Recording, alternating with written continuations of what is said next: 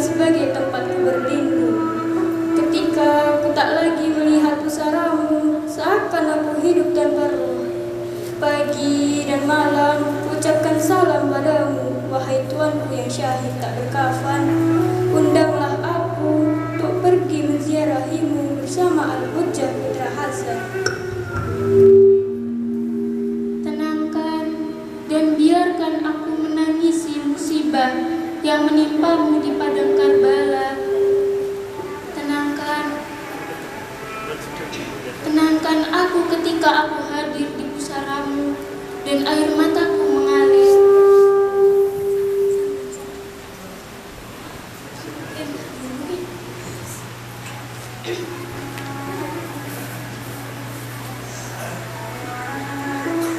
Wahai raja dan pemimpin yang paling setia, tenangkan dan lihatlah aku yang hanya memanggil-manggil namamu.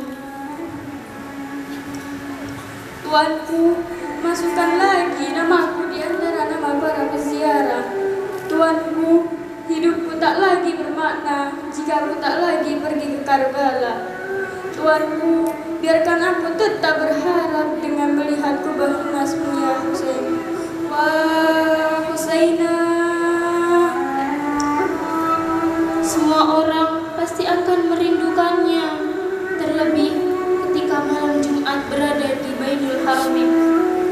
Kasih sayangmu masih kuingat ketika kau buka jalan bagiku di antara keramaian orang. Aku telah bernazar di dekat pusaramu untuk kemunculan Al-Mahdi.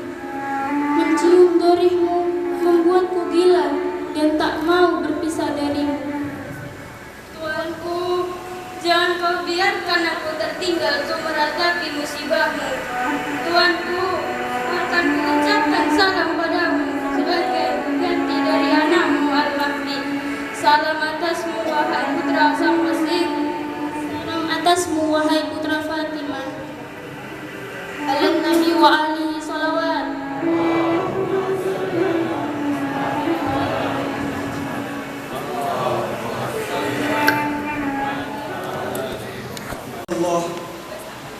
Sallallahu alaihi ya ibn Rasulillah ya abdatal mu'minin ya rahmatallahil wasi'ah wa ya baba najatil ummah gharib ya madlum Karbala ma khaba sayyidi man tamassaka bikum amina man laja'a ilaikum ya laitana kunna ma'akum sayyidi فنفوز فوزا عظيما. Bapak-bapak, ibu-ibu sekalian, aku lakum jami'an. Assalamualaikum warahmatullahi wabarakatuh. Waalaikumsalam. Pertama-tama saya mohon maaf sebesar-besarnya saya pribadi atas karena ada satu dan lain hal, maka saya diminta untuk menggantikan sementara sambil menunggu Ustadz Labib datang. Bapak-bapak, ibu-ibu, malam hari ini adalah malam Asyura. Malam ini seluruh pecinta menghadap Karbala. Al-Husain menjadi magnet yang begitu kuat menarik semua manusia. Siapapun manusia yang memiliki rasa kemanusiaan akan tertarik menghadap bersimpuh kepada Al-Husain.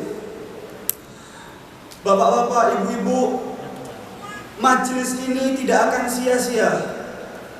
Karena majelis-majelis seperti ini merupakan sya'airullah. Allah Subhanahu wa taala berfirman dalam surat Al-Hajj ayat 32, "Wa may yu'azzim sya'airallah fa innaha min taqwal qulub." Barang siapa mengagungkan syiar-syiar Allah, sesungguhnya itu timbul dari ketakwaan hati. Majelis-majelis ini adalah sya'airnya Allah. Dan ditambah lagi penguatan dari Imam Baqir alaihi salatu wassalam, beliau bersabda, "Man baka au abka au tabaka lil Husain falahul jannah." Barang siapa yang menangis atau membuat orang menangis atau berpura-pura menangis, kata Imam Baqir, maka baginya untuk Al-Husain, maka baginya adalah surga.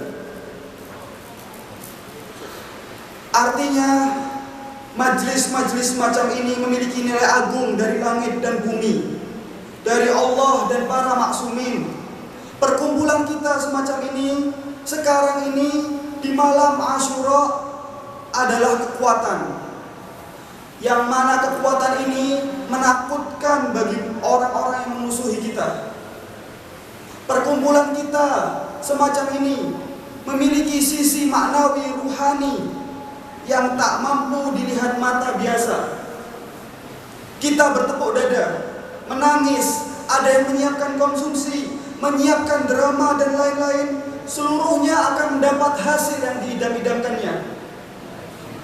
Apa itu hasilnya? Hasilnya merupakan ketetapan hati.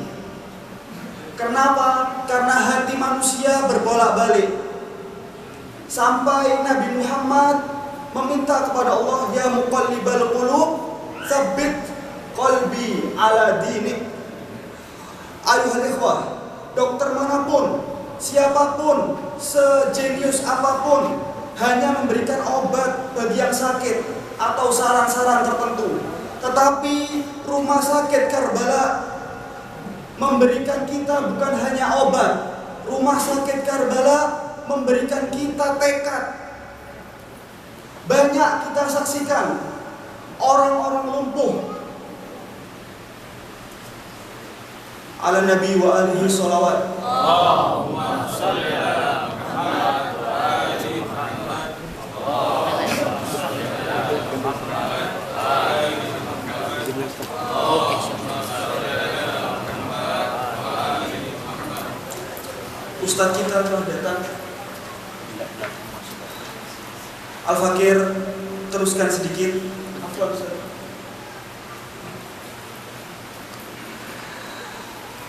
Rumah sakit Karbala memberikan kita tekad yang mulia. Banyak kita saksikan orang-orang lumpuh yang biasanya berjalan kaki beberapa meter saja sudah lelah letih. Akan tapi Al-Husain pengecualian. Al-Husain memberikan kita tekad. Bagaimana kita lihat mereka orang-orang lumpuh berjalan ratusan kilometer bahkan demi untuk Al-Husain. Tekad-tekad semacam inilah yang akan kita dapatkan jika kita menghadiri majelis-majelis Al-Husain seperti ini. Pesan terakhir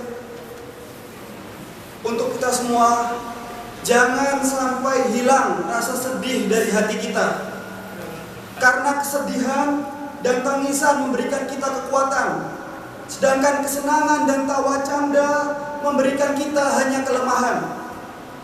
Inilah perintah Allah, falyadhaku qalilan walyabku katsira. Orang yang lebih banyak bergembira akan mundur sebagai generasi. Kita diprogram oleh musuh-musuh kita Zionis dengan berbagai macam program-program, contohnya Instagram, YouTube, TikTok, itu semua diprogram untuk menyenangkan hati-hati, untuk menambah hiburan-hiburan bagi manusia. Ini semua untuk melemahkan hati kita. Karena orang yang menangis dan bersedih itu akan menjadi kuat. Sebagaimana pedang tak akan tajam kecuali jika diasah. Paku tak akan kuat kecuali jika dipukul oleh palu. Dupa tak akan wangi jika tak dibakar. Maka dari itu kita butuh kesedihan, kita butuh tangisan semacam ini untuk membangkitkan lagi, untuk merubah generasi yang sudah banyak tertawa. Bagaimana caranya agar kita menciptakan generasi-generasi yang banyak menangis, seperti halnya Sayyidah Zainab dan Imam Ali As-Sajjad alaihi salatu wassalam. Untuk akhirul kalam,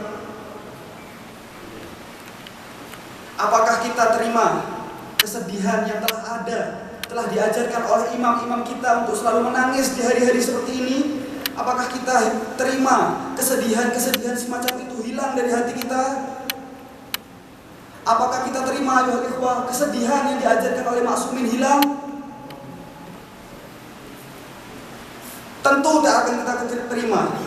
Maka marilah sama-sama kita teriakkan bersama As-Sajjad, bersama Zainab, bersama para sahabat Al-Husain, labbaika ya Husain, labbaika ya Husain, labbaika ya Husain, labbaika ya Husain, labbaika ya Husain, labbaika ya Husain. Naam, syukran. Afwan Ustaz. Wa bihadza tamal kalam wa rufi'al maqam wa sallallahu ala Muhammad wa ali Muhammad. Allahumma shalli ala Muhammad wa ali Muhammad. Allahumma shalli ala Muhammad wa ali Muhammad.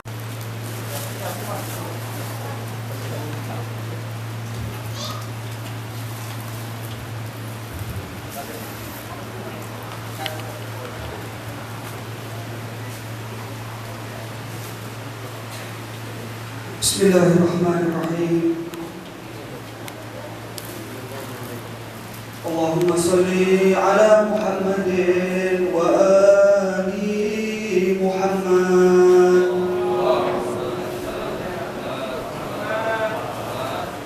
Lailatul Asyura.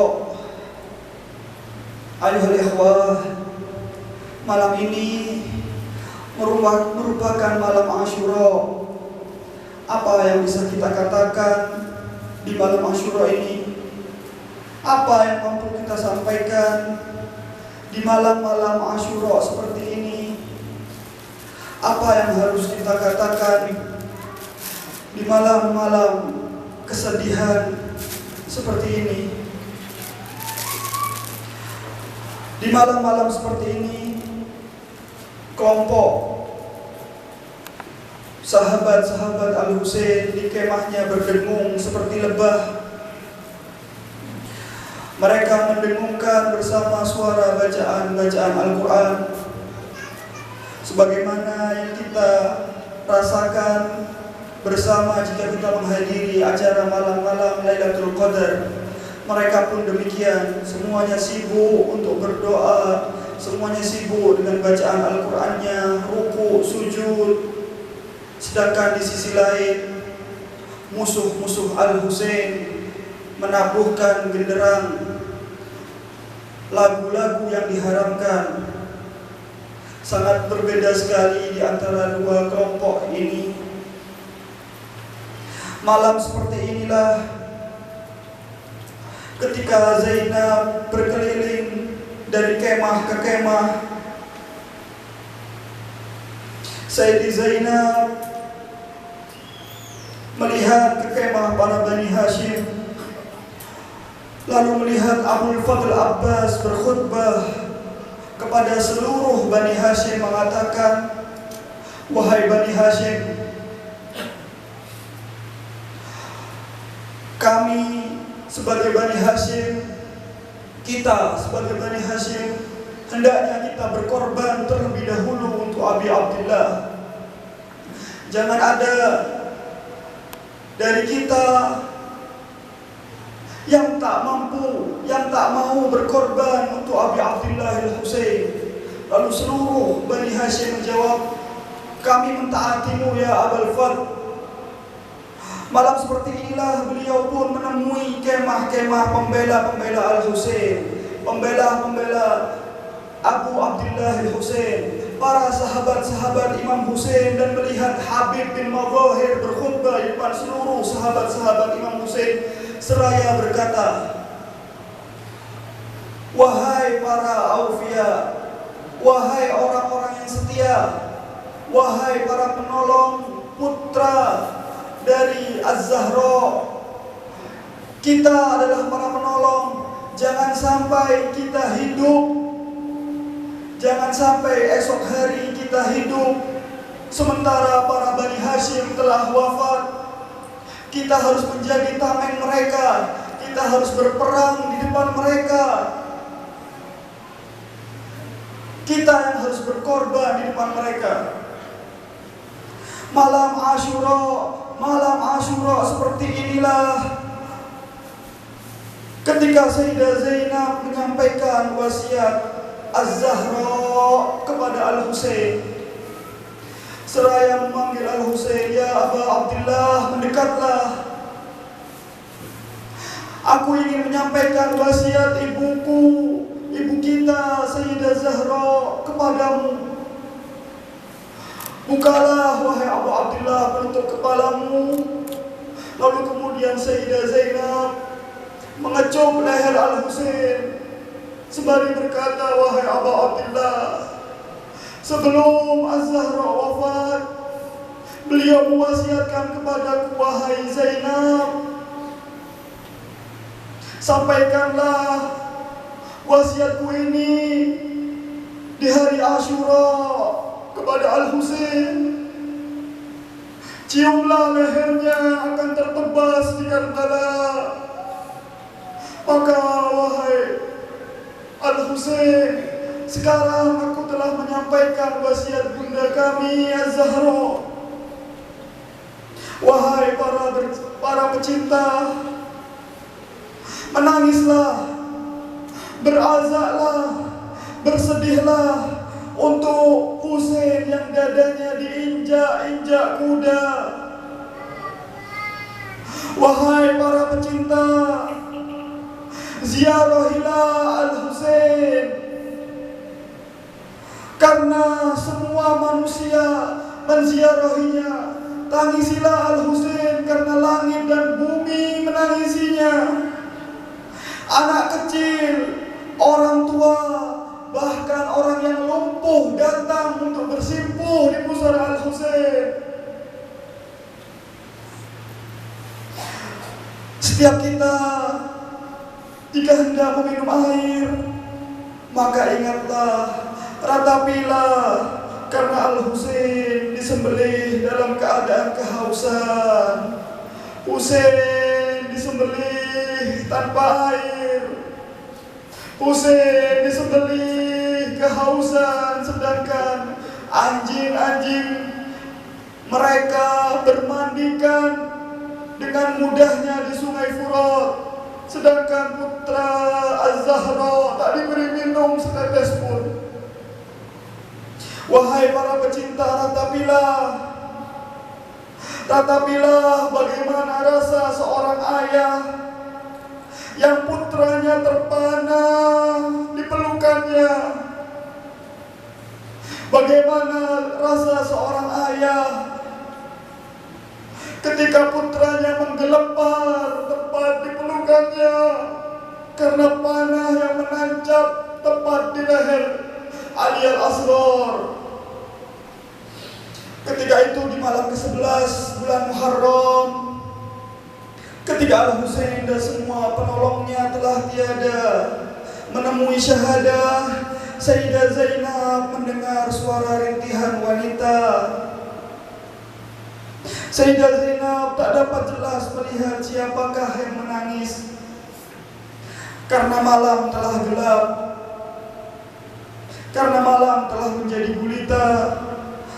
Lalu kemudian ditemui oleh Sayyidah Zainab, ternyata yang merintih adalah Sayyidah Rabab, ibunda dari Ali Al-Asghar. Sayyidah Zainab bertanya, "Wahai Rabab, mengapa engkau sendiri menangis di sini?" Sayyidah Rabab menjawab, "Aku ingin tahu putramu di mana."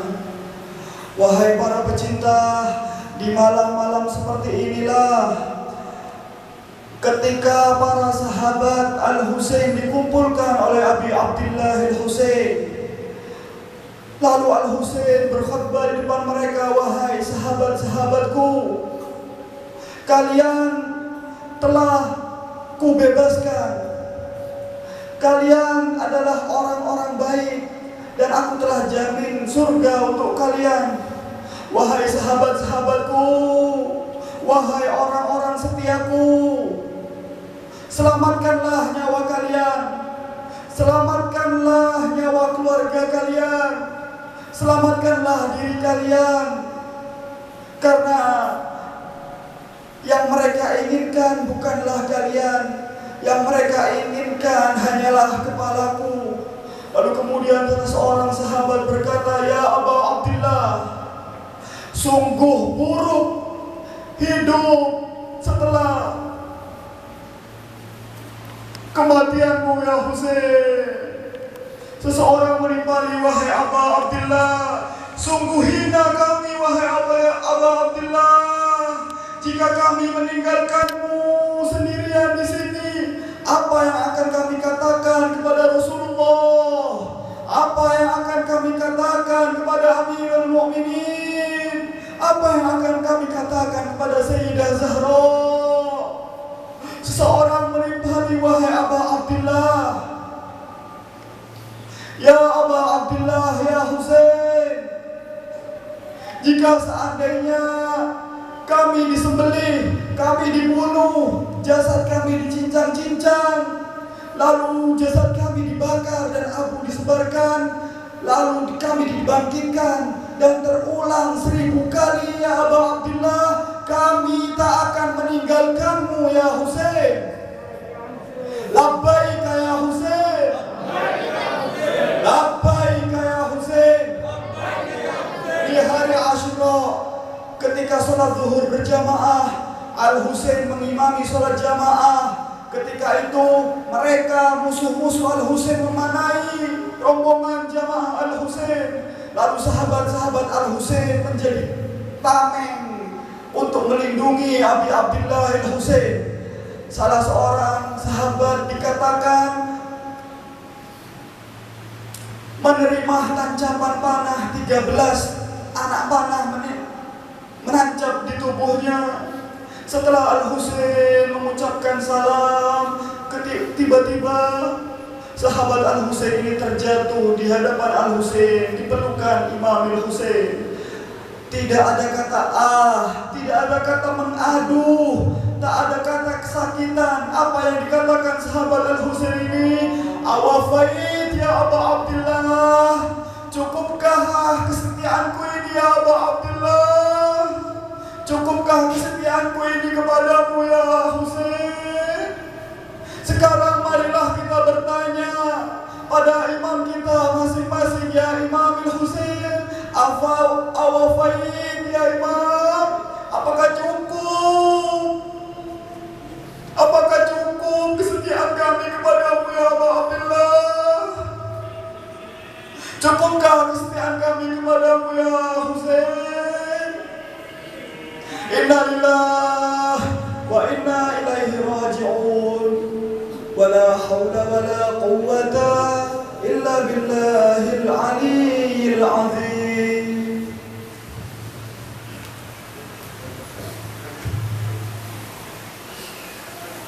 Syahidmu Husain, lukai Nabi. Syahidmu Husain, sakiti Ali. Bundamu betul selalu merintih. Hasan abangmu menangis sedih. Syahidmu Husain, lukai Nabi. Syahidmu Husain, sakiti Ali. Bundamu betul selalu merintih. Hasan abangmu menangis sedih. Cucunda Nabi dikhianati, putra Haidar telah dizalimi.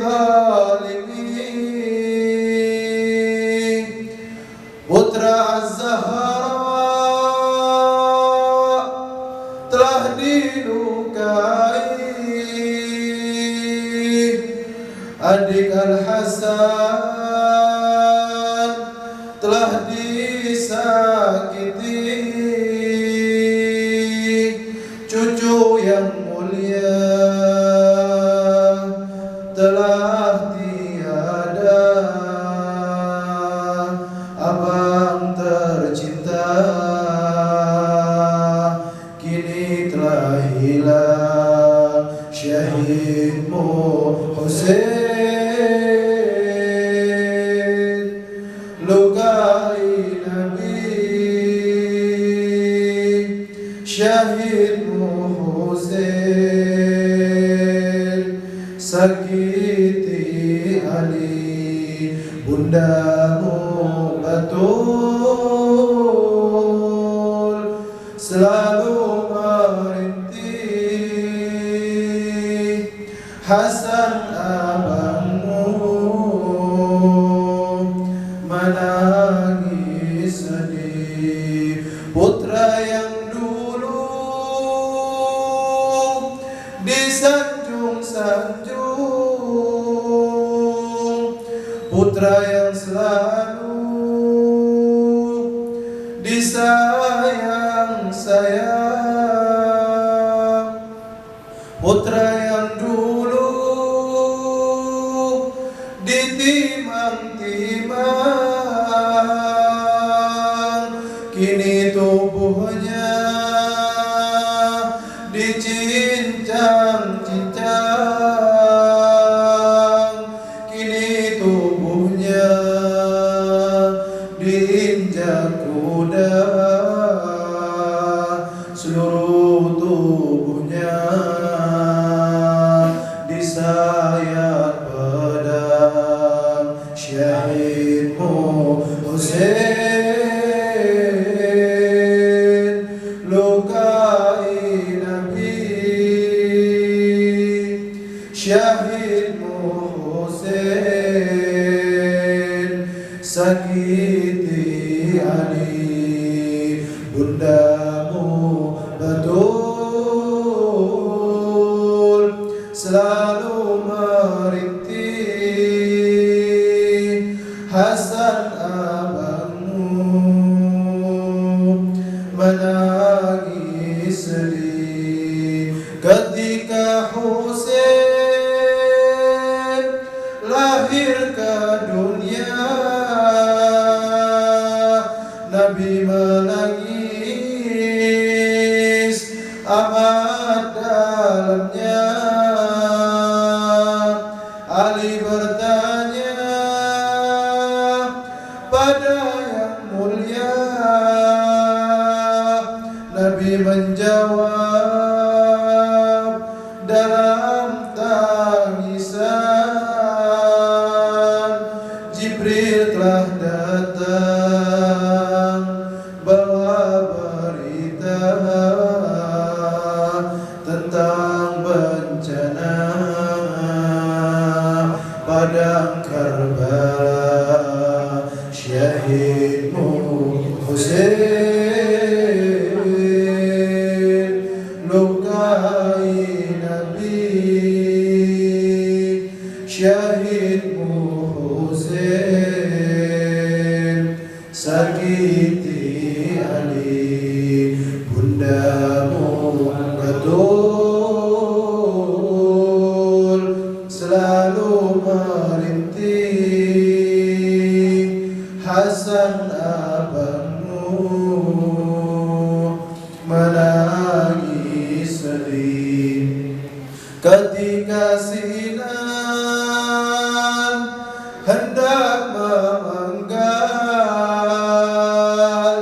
leher Al-Husain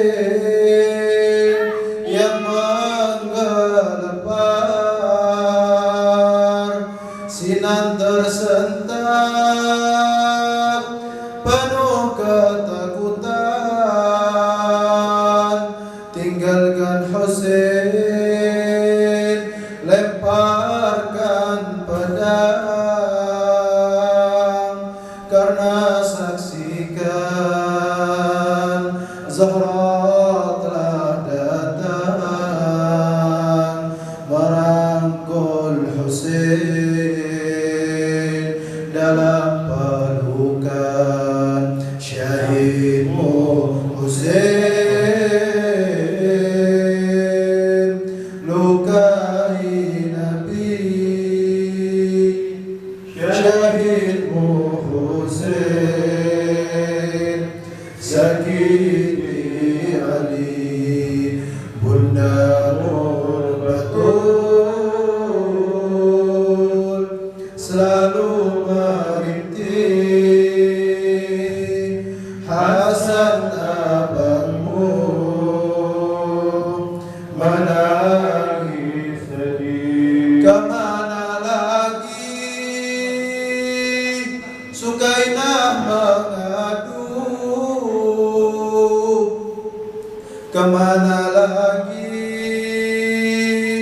Zainab berlindung, air matanya keringlah sudah, luka hatinya takkan tertara. Ayah tercinta telah tiada, abang tersayang kini telah hilang. Syahidmu Husain lukai Nabi, syahidmu Husain sakiti Ali, bundamu betul selalu merintih. Hasan abangmu menangis sedih, syahidmu Husain lukai Nabi, syahidmu Husain sakiti Ali, bundamu betul selalu merintih. Hasan abangmu menangis sedih. Pada Nabi Muhammad SAW.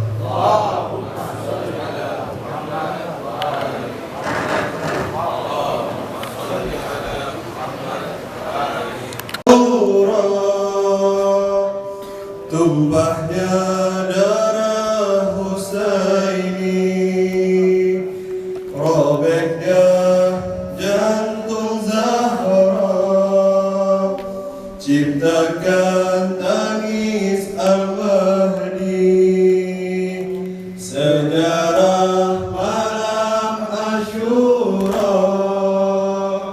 Tumpahnya darah Husaini, robeknya jantung Zahra, ciptakan tangis Al-Mahdi, sejarah malam Asyura. Tumpahnya darah Husaini, robeknya jantung Zahra, ciptakan tangis Al-Mahdi. Husain, Husain putra Nabi, Husain, Husain putra Ali, berpamit kepada Nabi, jelang sejarah Asyura. Merah darah di Karbala, derita karbun wabala, jelaskan syahid syuhada, korban di malam Asyura, sejarah malam Asyura. Tumpahnya darah Husaini, robeknya jantung Zahra, ciptakan tangis Al-Mahdi, terbunuh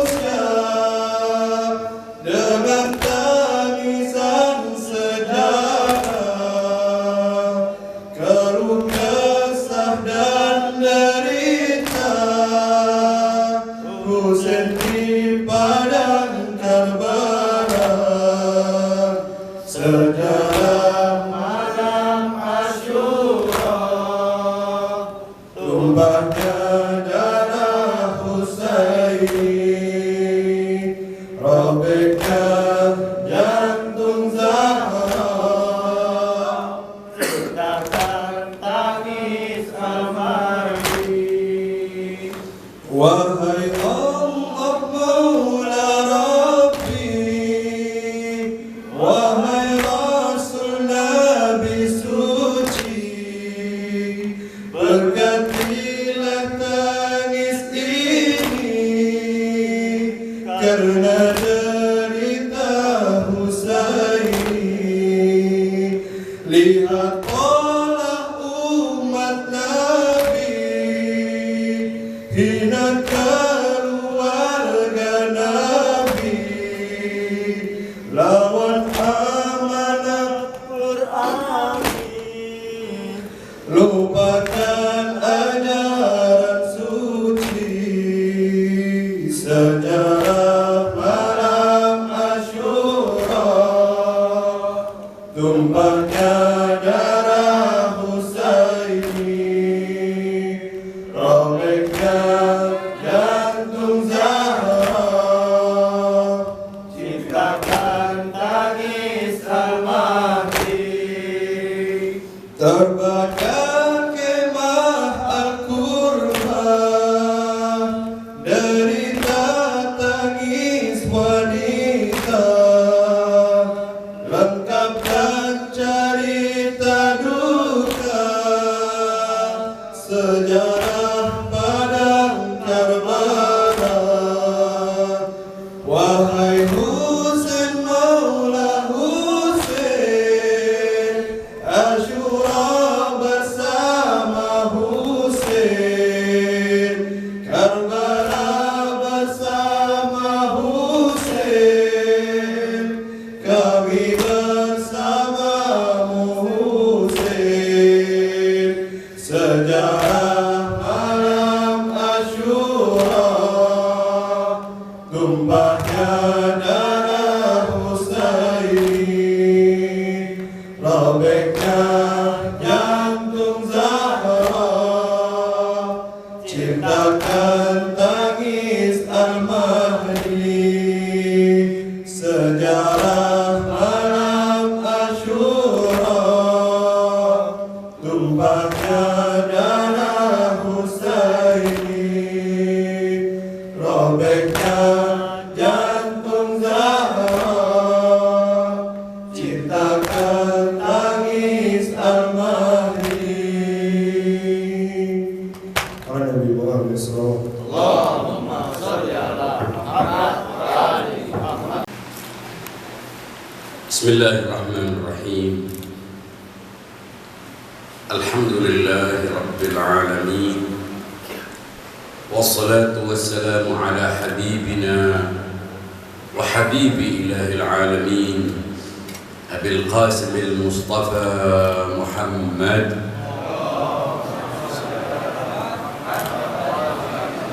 wa ala alihi at-tayyibin at-tahirin wa ashabihi al-mukhlisin al-mayamin. Assalamu alayka ya Aba Abdillah wa ala al-arwah allati hallat bifina'ik. Alaykum minni salamullahi abada ما بقيت وبقي الليل والنهار، ولا جعله الله آخر العهد مني لزيارتكم. السلام على الحسين وعلى علي بن الحسين وعلى أولاد الحسين وعلى أصحاب الحسين. والسلام عليكم ورحمة الله وبركاته. قال الله تبارك وتعالى في محكم كتابه: أعوذ بالله من الشيطان الرجيم. فضل الله المجاهدين على القاعدين أجرا عظيما.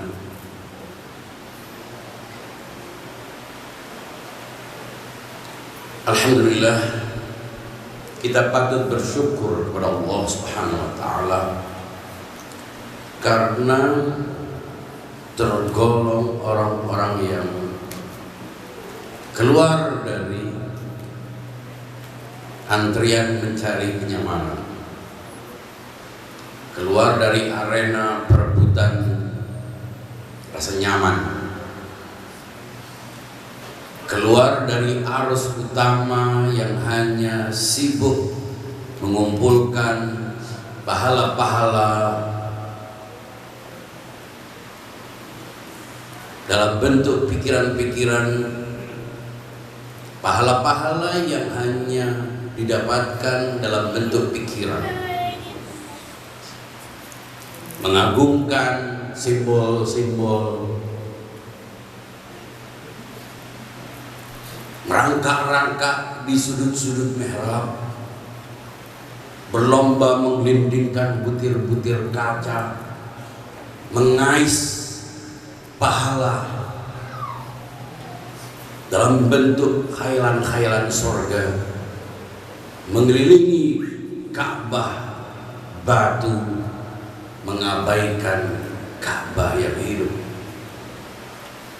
Alhamdulillah, kita patut bersyukur karena kita tergolong orang-orang yang menyahuti suara Al-Husain, teriakan Abu Abdullah pada tahun 51 Hijriah yang menembus lorong-lorong waktu, bergema dari abad ke abad. Dan kita menyahuti dengan segala kesulitan, dengan segala derita, dengan segala resiko yang kita hadapi. Kita semuanya di sini berkumpul di sini, berjaring-jaring, serempak dalam sebuah pawai duka prahara, dalam ikrar kecintaan, dalam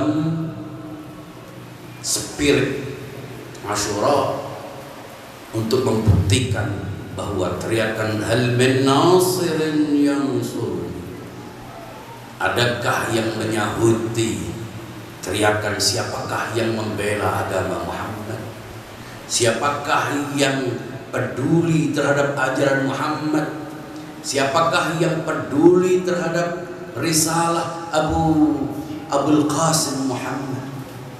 Kita semuanya dengan semua kesulitannya, dengan semua persoalannya bersatu untuk melakukan recharging, untuk menghimpun elektron-elektron yang bermunculan dalam bentuk spirit dalam sebuah majelis, dalam majelis-majelis yang kita adakan, berkumpul di sini. Tidak hanya di sini, di setiap tempat, di berbagai macam belahan bumi ini, pada detik yang sama, pada hari-hari ini, suara labbaika ya Husain berkumandang.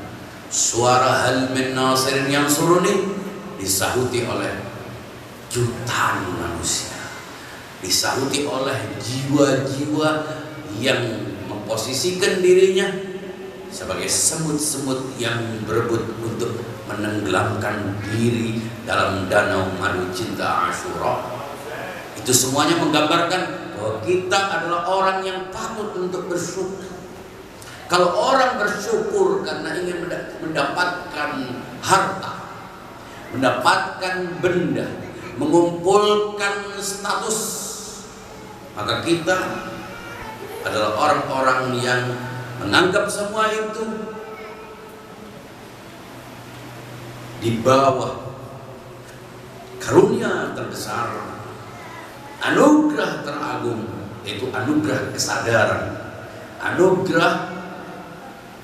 kesadaran bahwa agama ini harus lestari, agama ini harus abadi, agama ini betapapun darah yang harus ditumpahkan, berapapun banyak darah yang ditumpahkan, berapapun banyak tubuh-tubuh yang harus dipersembahkan,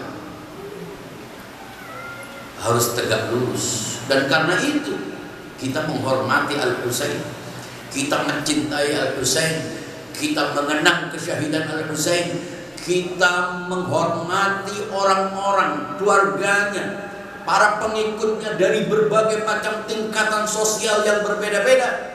Karena apa?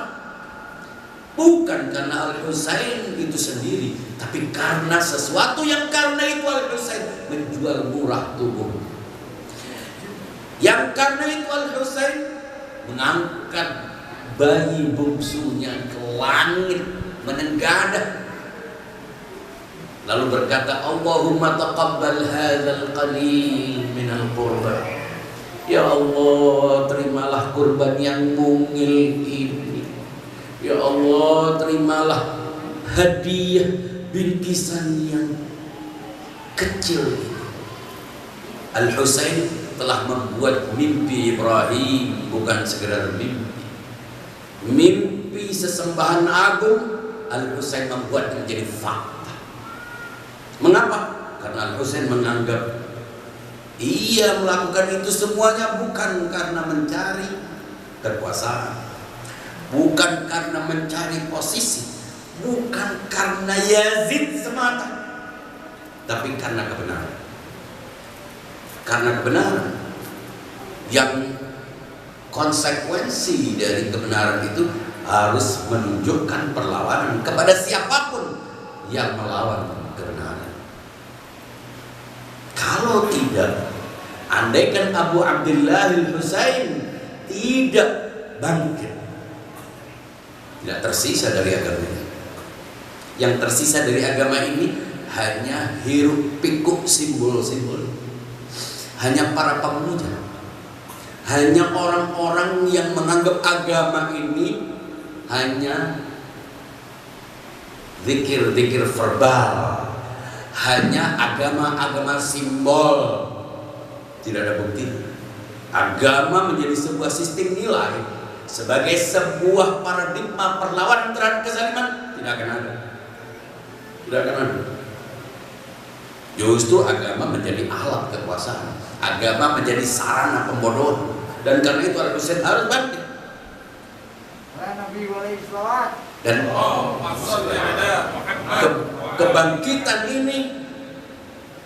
kebangkitan ini adalah hasil dari dakwah Rasulullah Sallallahu Alaihi Wasallam. Laulam yastaqim dinu Muhammadin illa biqatli. Salah satu ucapan monumental Al-Husain.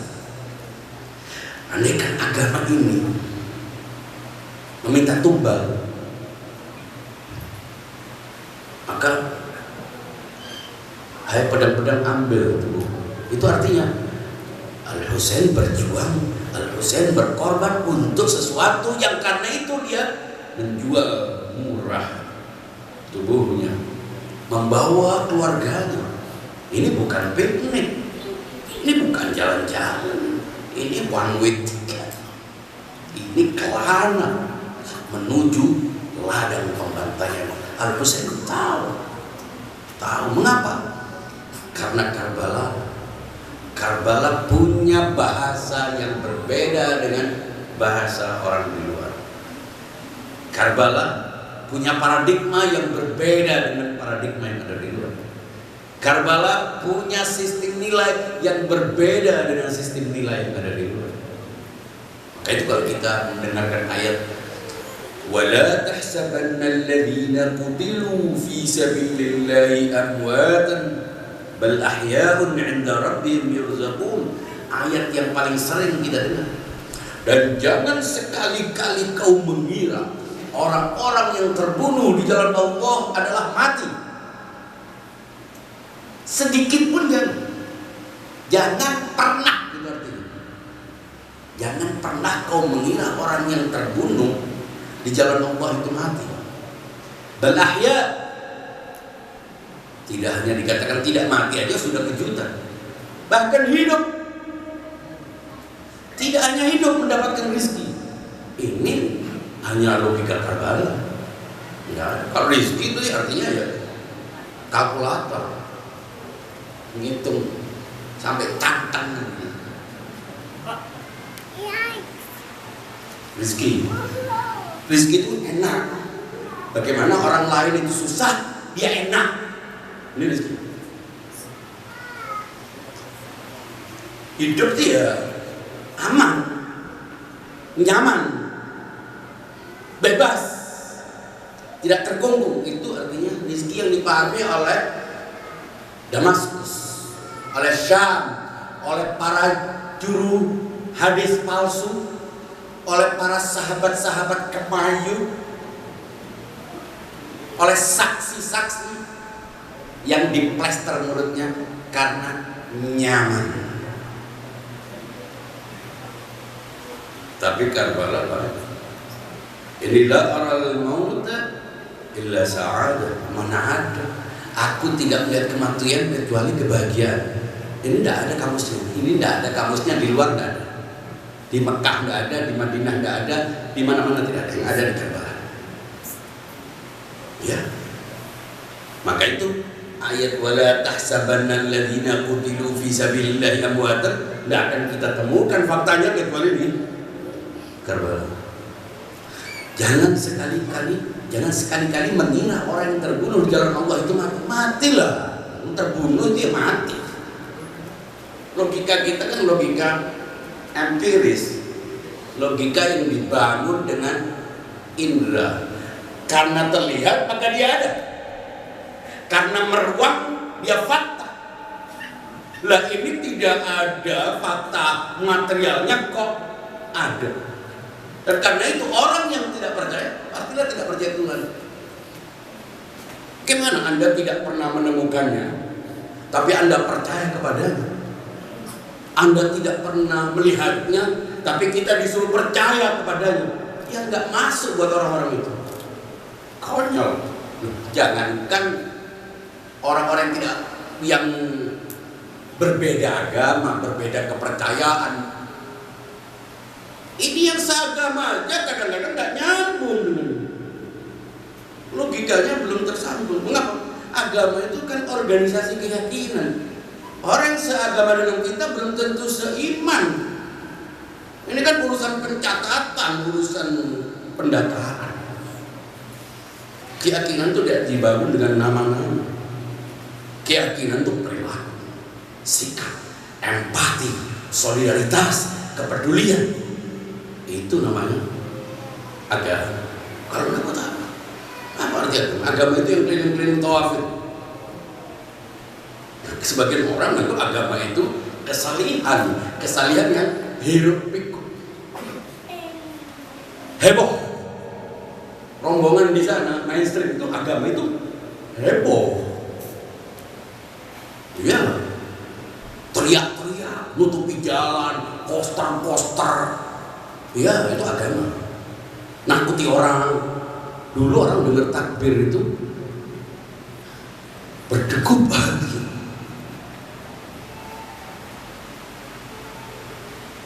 Terbawa oleh spirit Badr, Khaybar. Kita pun ikut bergetar. Vibrasinya menghidupkan diri kita. Kan kita disuruh wa idza dzukirallahu wajilat qulubum. Apabila nama Allah disebutkan hati mereka bergetar. Ya, bergetar kenapa? Karena magnet, karena terpesona, karena terbawa oleh. Sekarang dulu Asyura itu lebih bisa diadakan, lebih aman di negeri yang berbeda agama, penghuni mayoritas, ketimbang yang takbir, gemar bertakbir. Mengapa? Takbir telah dibonsai, takbir telah dirampas, takbir telah dipisahkan dari esensinya. Dia hanya geletar-geletar volume. Bahkan ketika takbir didentumkan, dikumandangkan, boleh jadi ada masjid yang dihancurkan, boleh jadi ada hak orang yang lain yang diambil, dan itu berjalan cukup lama. Kita dulu kalau mendengarkan takbir, mendengarkan nama-nama Allah, mendengarkan ayat-ayat Allah, kita seakan-akan menemukan sebuah oase di tengah gurun Sahara. Marem melihat gedung-gedung masjid bagai rumah kita. Kita menemukan kedamaian, keteduhan. Sekarang menjadi pusat-pusat komando pengkafiran, intoleransi, ujaran kebencian. Di mana? Karena itu agama simbolik. Al-Husain meninggalkan tawaf, menghentikan haji. Udah religius ini. Kenapa? Karena ingin mengenalkan kepada masyarakat, kalian ini justru keberagaman kalian, religiusitas kalian ini bagian dari sistem yang korup, bagian dari rezim yang despotik. Agama ketika dipisahkan dari esensinya. Apa makna agama? Agama adalah keberpihakan kepada yang mazlum. Agama adalah resistensi terhadap yang zalim. Itulah esensi agama. Inilah yang hendak dibangun oleh Husain. Kita tahu ketika Al-Husain menyatakan perlawanannya, penolakannya, orang ramai dari berbagai macam arah untuk haji, mokso haji, sebagaimana kita sebagian masyarakat paksa haji. Mengapa? Karena menganggap agama itu kalau ada teksnya, baru agama. Makanya yatim diperhatikan karena ada teksnya. Lu anak terlantar, tidak ada teksnya. Bah mati sekarang, tidak ada teksnya. Agama minus nalar. Agama yang sudah dipisahkan dari apa? Dari otoritas. Ini yang besok ingin saya bicarakan. Kita kembali kepada Karbala. Karbala punya paradigma baru yang berbeda. Bukan paradigma baru, paradigma yang aneh. Karena sedikit. Makanya wala tahsabanna alladziina qutilu fi sabilillahi amwatan bal ahya'un 'inda rabbihim yurzaqun. Orang-orang pengikut Al-Husain berebut. Ada seorang sahabat saat orang mau bersiap-siap pakai baju zirah, dia malah melepas baju zirah. Orang heran, ini budak dari Afrika ini kenapa bro? Katanya ini menuju surga. Loh, kalau saya pakai baju zirah kan memperlambat perjalanan saya ke surga. Lepas dia maju. Logika Karbala. Ya beda. Nah begitu juga perempuan di sana disebutkan banatu ziyadin fil qusuri masunatun. Putri-putri Ziyad pedikur manicure nyaman. Putri-putri Nabi digelandang bagai kawanan domba. Dua potret yang berbeda, dua album yang berbeda. Inilah album Asyura. Kumpul bukan untuk nari-nari, sok cakep, sok hebat. Kumpul untuk menangis. Bukan biasanya kumpul itu untuk vacation, nyaman, asik, manja, ganjen. Di sana, di sini bedaknya darah, bedung. Ya beda logika hasil. Beda antara di sana dan di sini. Ya Karbala menjungkir balikkan semua sistem jahiliyah yang berusaha untuk dibedaki dengan ritualitas agama yang kering, yang kosong. Maka itu kita menemukan makna hidup di luar Karbala dengan hidup di dalam Karbala beda. Ini hidup itu artinya apa? Hidup itu dalam bentuknya yang transenden. Apa arti hidup di bawah kezaliman? Hidup di bawah kezaliman adalah kehinaan, itulah kematian. Tapi sebaliknya hidup dengan kematian yang indah adalah kemuliaan. Kalau orang menganggap Muharram ini bulan hijrah dan orang mulai kecanduan hijrah, ada 2 hijrah. Hijrah pertama dilakukan oleh Muhammad senior, hijrah dari Makkah ke Madinah. Hijrah dari Makkah ke Madinah, hijrah menuju kehidupan yang mulia, dari kehidupan yang hina kepada kehidupan yang. Hijrah kedua di tanggal 10. Angka itu harus berakhir dengan 10. Hijrah apa? Hijrah menuju kematian mulia. Tidak ada artinya hidup mulia kalau tidak diakhiri dengan kematian yang mulia. Ada 2 tanggal merah. Tanggal merah untuk senang-senang, dan satu lagi tanggal merah darah, asli merah. Kenapa? Karena agama ini di luar itu semuanya riak, asik, bahkan seakan-akan tidak ada kematian. Loh ya, kita memperingati kelahiran Nabi, ya Nabi itu lahir, tapi Nabi justru tidak disebut kelahiran Nabi di Al-Quran. Yang disebut adalah kematian.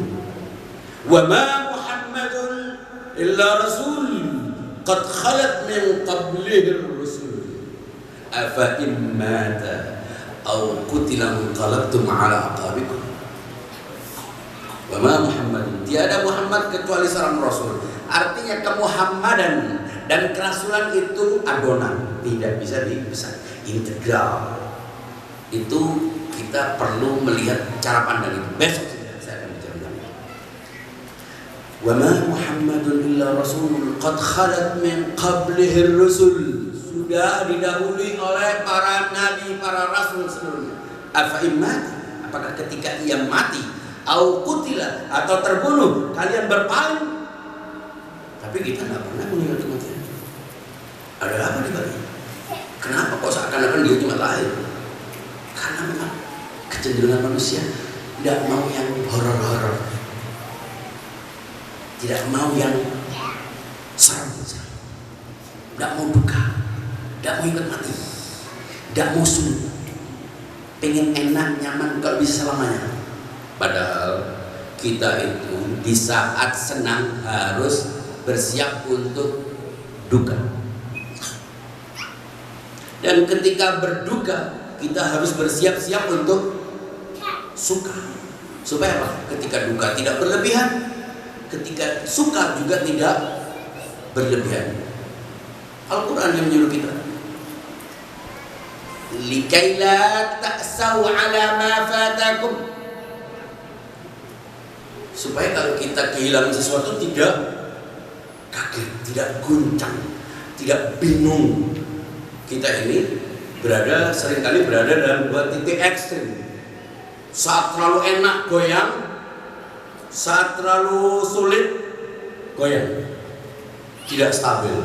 Maka itu mengapa kita disuruh menghadiri Asyura, untuk melihat bagaimana ritme jantung orang-orang yang melakukan perjalanan. Coba bayangkan, terik panas menuju perjalanan, bukan untuk ada yang nyambut hadraan, tidak ada umpul-umpul, apa kemudian cindera mata. Saat tiba-tiba kuda Al-Husain berhenti, enggan melanjutkan perjalanan, Al-Husain bertanya, apa nama daerah ini? Al-Ghadhiliyah. Ada nama lain? Syati'ul Furat. Ada nama lain? Nainawa. Ada nama lain? Karbun. Tempat siang, kata orang. Nas, orang di sini paling takut Nas.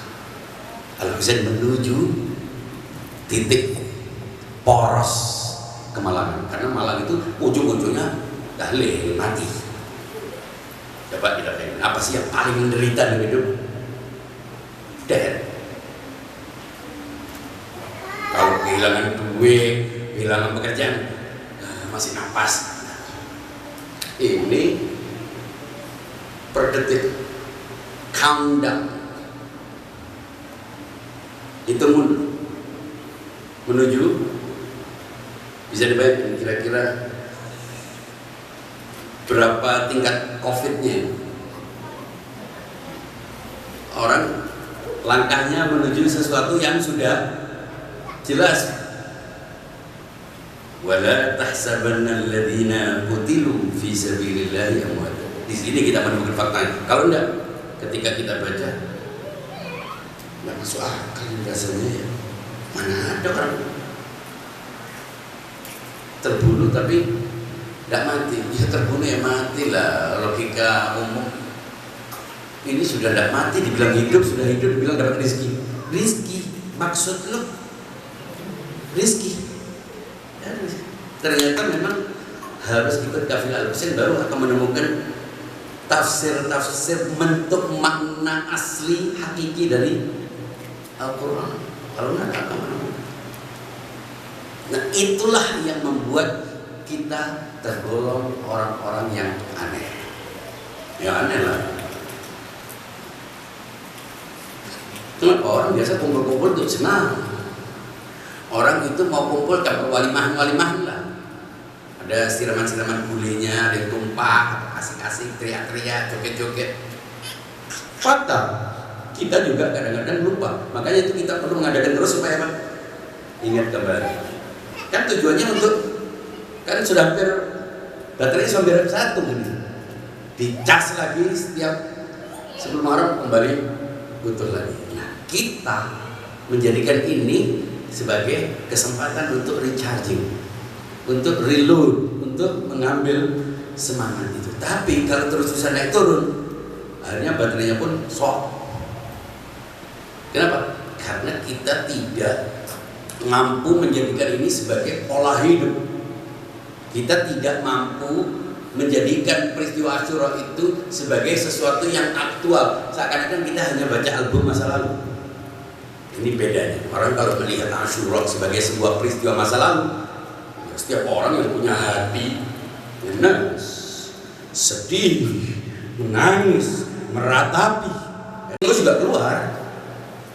Ini kan sekedar proses reaksi kimiawi. Kan cuma pondok hidup sama. Besok ya kembali lagi ke pola yang sama, konfliknya sama, ributnya sama, gunjing-gunjingannya juga sama, tidak berefek terhadap. Mungkin cuma baca album. Kita kan berjarak ya. Seperti nonton film gitu, nangis, sedih, terbawa.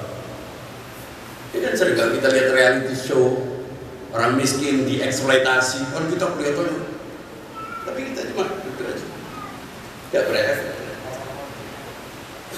Ini kalau melihatnya sebagai sebuah fragmen sejarah yang terpisah, hanya sekedar reaksi sentimental, dan itu yang biasanya sering mudah untuk dipahami oleh kebanyakan orang. Tapi bukan itu tujuannya. Karbala ini tujuannya bukan untuk baca-baca album. Kita ini jangan keliru, tidak menangisi Imam Husain. Imam Husain tidak sesenang itu perlu ditangisi. Imam Husain mencari kematian itu kok ditangisi. Dia mencari kematian itu. Aku tidak keluar dan apa-apa. Aku ingin menyelesaikan umat kakek. Aku ingin menyelesaikan agama ini. Aku ingin mempertahankan apa yang telah dikorbankan oleh kakek. Dia mencari kesana. Ya, maka itu saya tidak percaya. Fragmen-fragmen tertentu, kisah-kisah tertentu, narasi maupun lirik-lirik matam yang kelihatan Imam Husain itu ngemis, nah, ingat kalau kita memperingati Asyura, akal nggak libur, akal tidak cuti. Ini bukan film, bukan drama dibuat-buat. Ini adalah sebuah fakta nyata. Karena itu akal juga harus melihatnya secara benar. Kenapa? Tanpa dilebih-lebihkan, dia adalah sebuah tragedi abadi. Ya ada yang bisa ngalahkan. semuanya tidak karena Imam Husain karena cucu Nabi.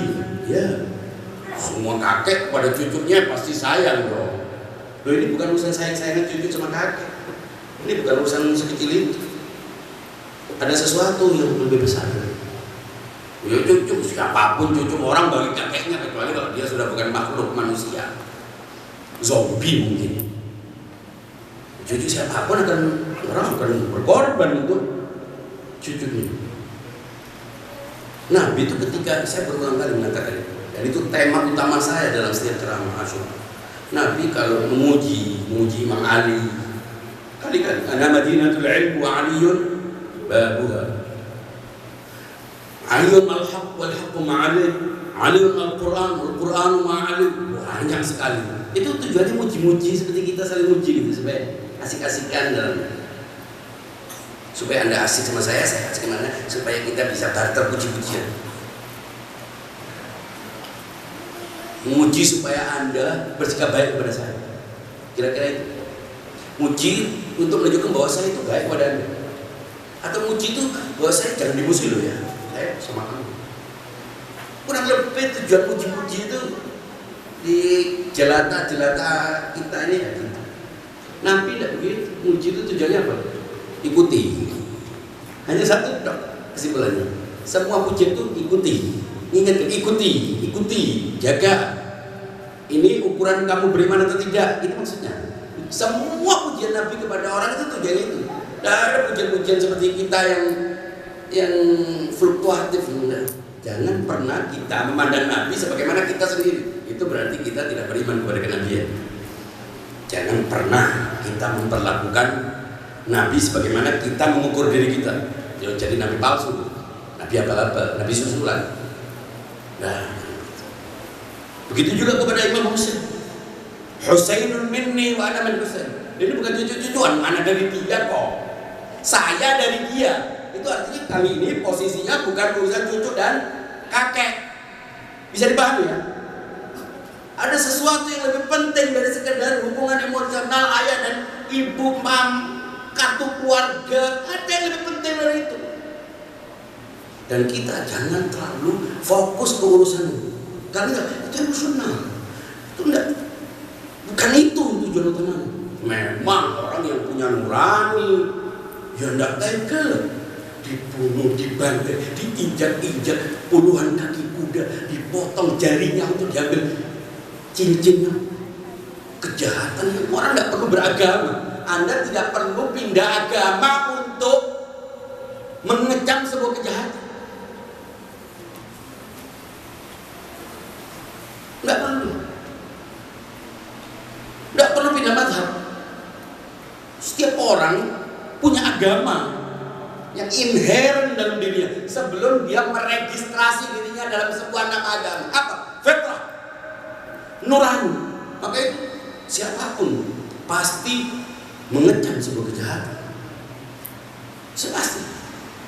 Tapi kebanyakan orang termakan oleh disinformasi, oleh hoax, oleh propaganda, oleh hadis-hadis palsu, oleh konspirasi. Sehingga Anda tahu, bahkan yang mengaku cucunya pas, yang dia mengambil hak istimewa, makan dari kedudukan Ahlul Bait, dapat penghormatan, dia cium sana sini, pakai jubah seperti Superman, mempertanyakan Asyura. Bayangin, ini kan anak namanya. Ada putra yang lebih jorok dari dia dapat penghormatan karena bawa nama ini. Tidak punya ilmu, tidak punya apa-apa, hanya ini modalnya. Dengan itu kemudian dia dapat panggung, ngocol, ngomong, tidak ada ini ya, tidak pernah belajar, tiba-tiba pakai udeng-udeng, beli kain di toko, sama badu. Ngaku Habib, ini super Habib. Habib yang asli itu terdepan dalam duka. Al-Husain sudah buktikan. Bukan duduk nyaman, orang lain disuruh. Habib asli terdepan dalam duka, terakhir dalam suka.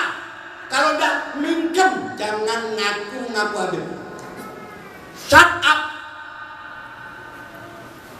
Lebih baik duduk sadar diri, mengendap-endap. Enggak pakai begini, enggak ada ilmu, enggak ada jeripayah. Ngomong saya nanya, mencemooh orang yang menangisi Asyura. Lah bapakmu itu yang kemarin yang kita tidak tahu apa-apa, orang disuruh kumpul untuk hol. Kita tidak menghormati dan menghina orang, tapi jangan cuti dong logikanya. Kita nggak pernah mengganggu, nggak pernah melecehkan, nggak pernah menghina, nggak pernah mempersoalkan orang. Tapi jangan mengganggu orang yang berkumpul, tidak minta duit dari kamu, tidak menutupi jalan, tidak mencaci maki, tidak mengajak orang, tidak memungut biaya bahkan. Tidak ada yang harus dipersembahkan. Hanya untuk apa? Hanya untuk kita mengenali bahwa Rasulullah Shallallahu Alaihi Wasallam itu tidak hanya mengenalkan agama kemudian wafat, enggak. Tapi dia mempersiapkan bagaimana agama yang dibawanya itu lestari, abadi, liyudhhirahu 'ala din kulli walau karihal musyrikun. Ini tujuannya. Jadi mohon maaf dengan segala hormat, dengan takdim kepada orang-orang yang kita tidak persoalkan, orang yang tidak mengganggu, orang yang walaupun tidak ikut nggak apa-apa, pingin enak nggak apa-apa, monggo duduk di sebelah istana sana, istana Yazid dan Ibnu Ziyad, silakan. Tapi sudah tidak ikut jangan ganggu dong. Jangan ngerecoki dong, jangan nyinyir, jangan. Apalagi Anda mengais rezeki dengan membawa-bawa gelarnya. Loh, Anda siapa? Anda Habib dari mana? Ini Habib asli. Sebutan Habib itu gelarnya yang punya Nabi. Nabi.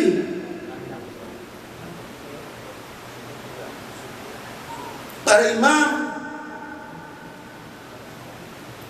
itu bukan gelar saja, itu sebuah etalase perilaku. Itu adalah jaminan kita disuruh menghormat gelarnya, menghormat namanya. Tapi bukan berarti kita harus menggeser hukum logika tidak bisa. Untungnya ada yang sadar tentang itu. Kita semua berkumpul di sini untuk apa? Semuanya berkumpul hanya ingin membuktikan bahwa Rasulullah Shallallahu Alaihi Wasallam tidak hanya membangun agama, memperkenalkan agama, tapi mempersiapkan agama ini harus terus terjaga. Dan agama ini tidak hanya isinya ajaran ritual, tapi spirit perlawanan terhadap kezaliman. Agama ini adalah keperpihakan kepada orang-orang yang zalim, kepada orang-orang yang mazlum. Itulah spirit agama. Baru kemudian ajaran-ajaran bisa diatur. Apa artinya kalau orang beribadah khusyuk, banyak melakukan khusyuk sholatnya, khusyuk ngambil uang orang lain juga. Apa artinya? Apa artinya ketika orang beribadah merasa sudah sangat baik, lalu mencemooh orang lain yang mungkin tidak tahu apa-apa? Apa salahnya menangis? Orang bisa menangis melihat reality show, baca novel, sampai umbelen. Orang bisa menari-nari, tapi mempersoalkan orang pukul dada. Minimal ini dada saya sendiri, ikut sakit tak? Dan semua orang kalau sakit, kalau merasa berduka itu pukul dadanya untuk mengungkapkan empati.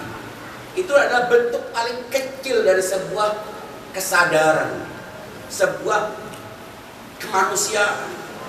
Nah, kita tidak melakukan apa-apa, tidak diminta darah, Tidak diminta luka, tidak diminta ikut bertempur, tidak. Ini juga bukan masalah dendam. Tidak ada dendam gitu. Buat apa dendam sudah mati? Yazid mampus sudah. Dendam kepada siapa? Tidak ada dendam. Kita punya masalah bukan dengan Al-Husain sudah wafat, sudah syahid. Al-Quran minal mu'minina rijalun sadaqu ma ahadullah alaih faminhum man qadha nahbah wa minhum man yantazir wa ma baddalu tabdila. Jadi yang baik, yang buruk sudah melaksanakan tugas. Karbala adalah sebuah peristiwa masa lalu. Ya, itu kalau kita melihatnya hanya sebagai sebuah sejarah. Tapi kalau kita lihat bahwa Karbala itu adalah medan dialektika abadi antara kebaikan dan keburukan, antara kebenaran dan kepalsuan, maka Al-Husain jangan hanya dilihat sebagai sosok. Kita tidak melihat Al-Husain sebagai sosok. Bisa dipahami? Ada itu mestinya sudah paham. Al-Husain itu imam. Karena kita memahaminya imam. Kalau orang hanya karena dia orang yang dizalimi, ya tidak perlu kumpul-kumpul khusus di sini semua siapa saja bisa. Ya, katanya ada tokoh-tokoh dunia yang mengagumi Al-Husain. Kita tidak harus kumpul menjadi kita, karena humanity, kemanusiaan. Anda juga tidak perlu menjadi pengikut sebuah mazhab yang dengan itu Anda dikati, persekusi. Orang Islam cuma tahu, oh iya putih cucunya Nabi. Besar pernah main kuda-kudaan di punggungnya Nabi ya. Oh cucunya Nabi ya sudah selesai. Enggak, kita kan ada lagi. Kita kan lebih dari itu. Kita melihat Al-Husain lebih dari itu. Apa? Karbala adalah Husainisme dan Yazidisme. Jadi kalau kita melaknat Yazid, bukan Yazid person yang kita laknat. Laknat itu adalah bara'ah dan lepas diri. Ekspresi dari cinta itu harus, kita juga harus menolak yang bertentangan dengan cinta. Jadi kalau kita mencintai Al-Husain, itu berarti kita harus menolak yang bertentangan dengan Al-Husain. Itu hukum aksioma, afirmasi, negasi, biasa. Jadi kalau kita Asyura ini tujuannya itu bukan membuka album, ya betul, kita perlu mengingat itu. Tapi tujuannya itu apa? Kita ambil spiritnya, kita aktualkan dalam kehidupan ini. Yazidisme versus Husainisme. Kapan? Selamanya, all the time. Selamanya laga Husainisme, Yazidisme. Yazidisme adalah representasi dari Namrud, Firaun, dan semua kejahatan-kejahatan.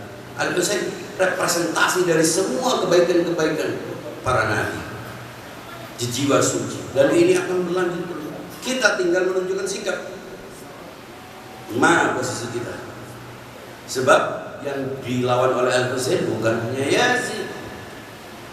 Ini juga yang sering saya sampaikan. Kan hanya Yazid. Bukan hanya Yazid dan bala tentara. Kalau Yazid memang tidak percaya Tuhan, tidak percaya agama, ini Muhammad main-main. Itu doktrin moyangnya. Tujuannya untuk mencari kekuasaan. Muhammad melakukan pencitraan, berhasil. Enggak dari Allah. Makanya la'ibat Hashimun bil mulki fala khabarun ja'a wa la wahyun nazal. Tidak ada wahyu-wahyu, memang kosong. Ini opini yang dibuat, ini penggiringan, pembodohan. Tidak ada wahyu, tidak ada apa-apa. Tidak ada ceritanya. Itu hanya dongeng-dongeng. Menurut mereka begitu.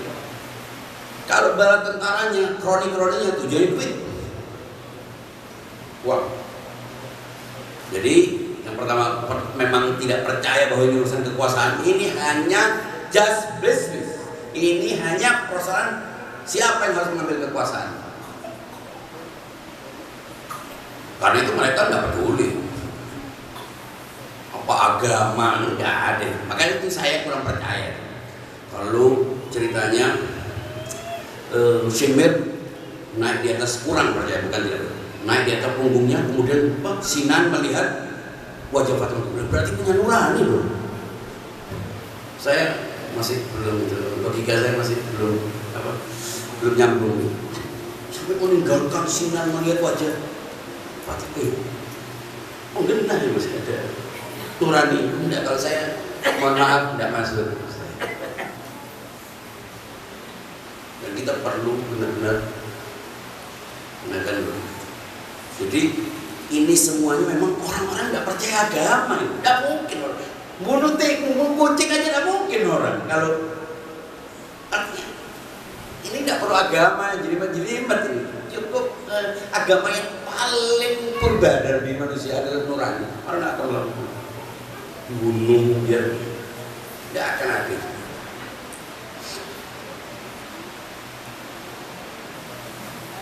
Lalu apa? Yang ketiga, tujuannya apa? Dendam. Jadi memang alasan mereka kalau seperti Yazid, urusan power.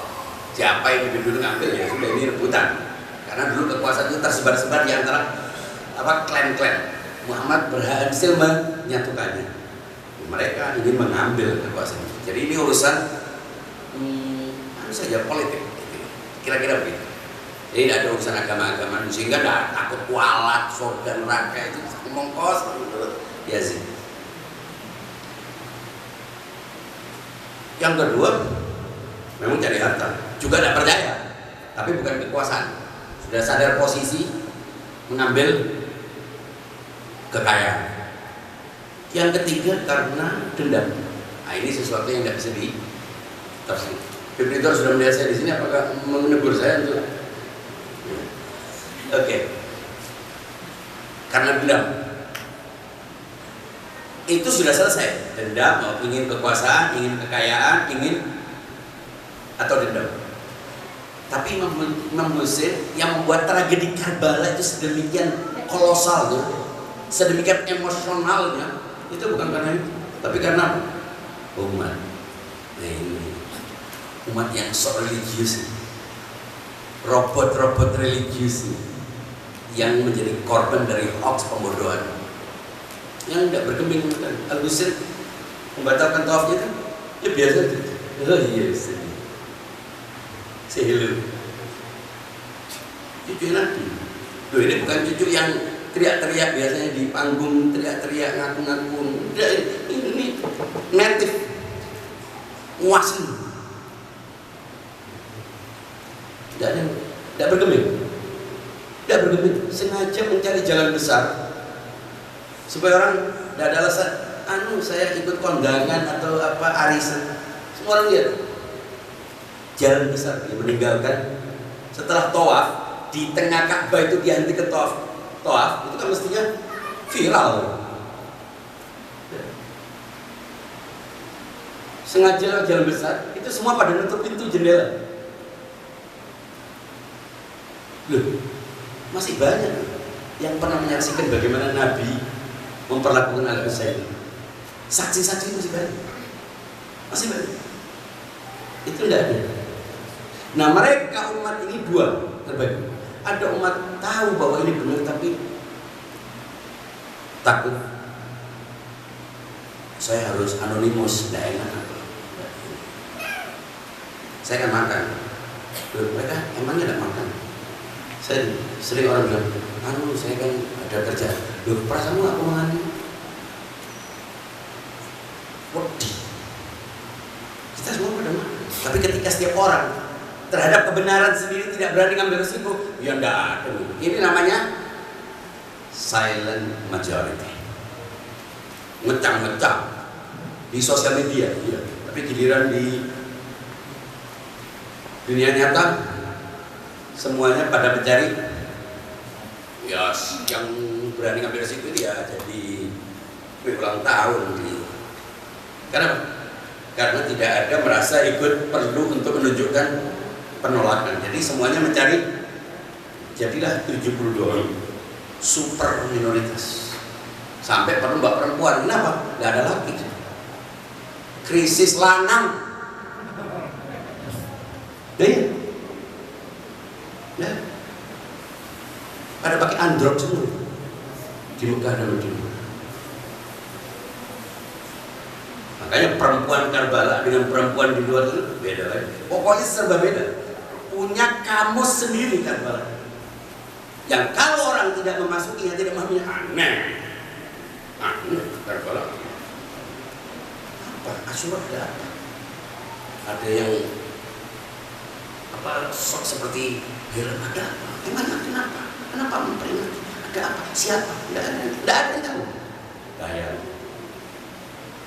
Tapi kita bisa ingat yang tidak penting, tapi ini tidak.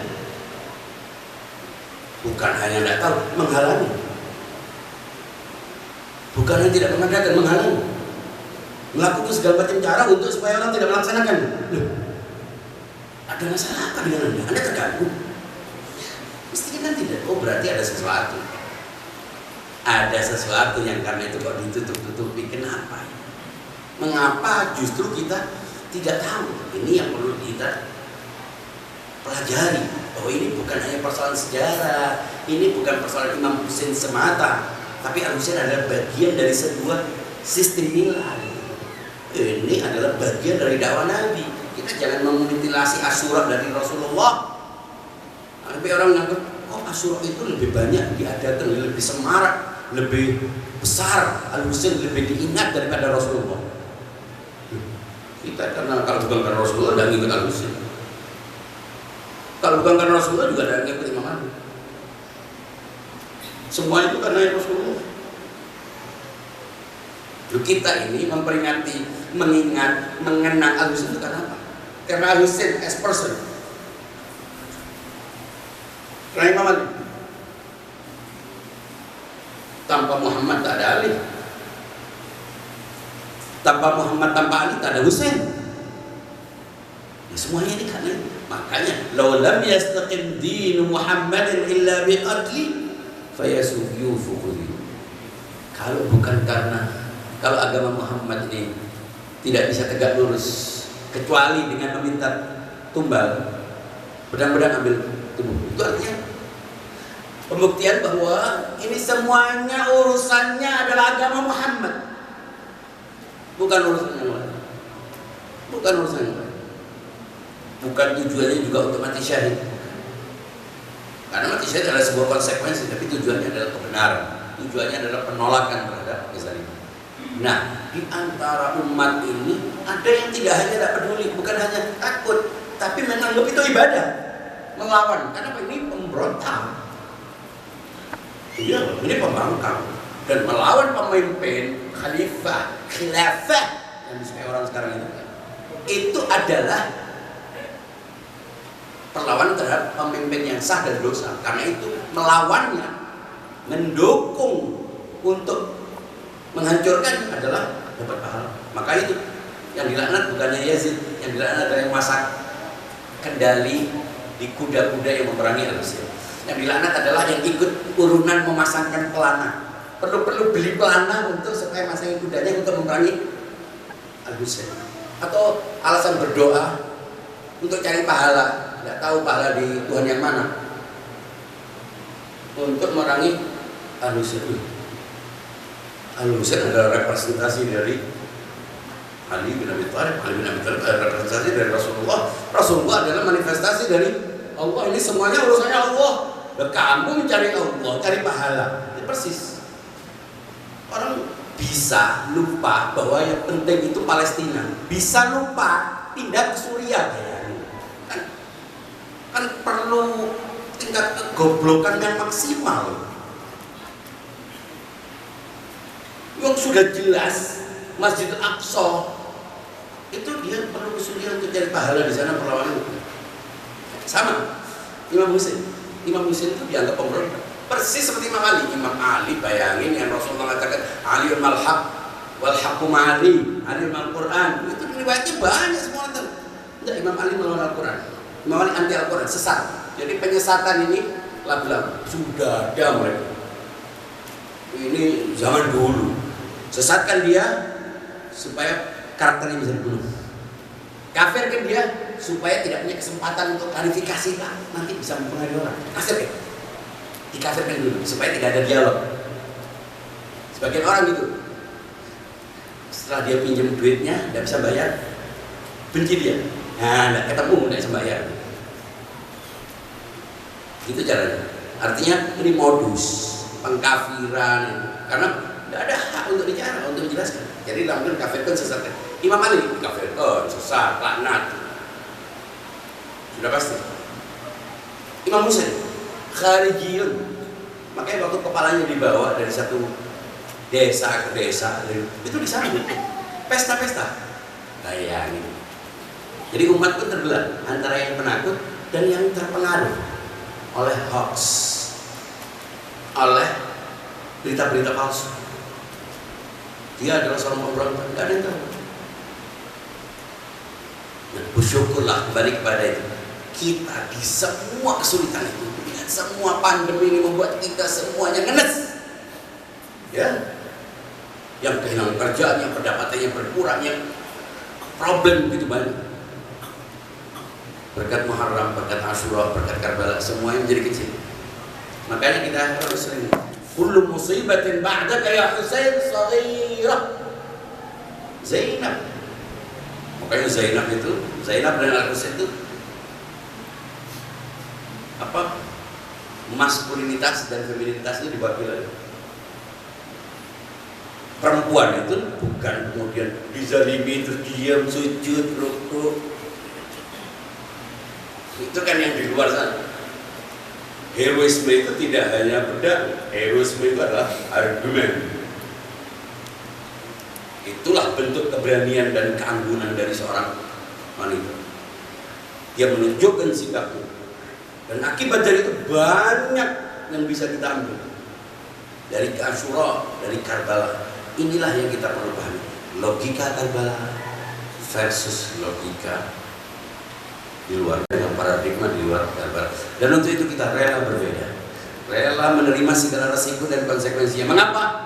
Karena kemuliaannya sepadan dengan penderitaan. Ala hadhihi niyah, mudah-mudahan kita semuanya menjadi lebih baik, menjadi lebih tangguh, menjadi lebih kuat, dan kita semuanya harus siap dengan segala konsekuensi dan resikonya. Mengapa? Karena kemuliaan, karena kebenaran bersama Al-Husain, ya itu sepadan. Derita bersama Al-Husain sepadan dengan kemuliaan bersama Al-Husain. Sekian, wa'afu minkum. Wassalamualaikum warahmatullahi wabarakatuh. Waalaikumsalam.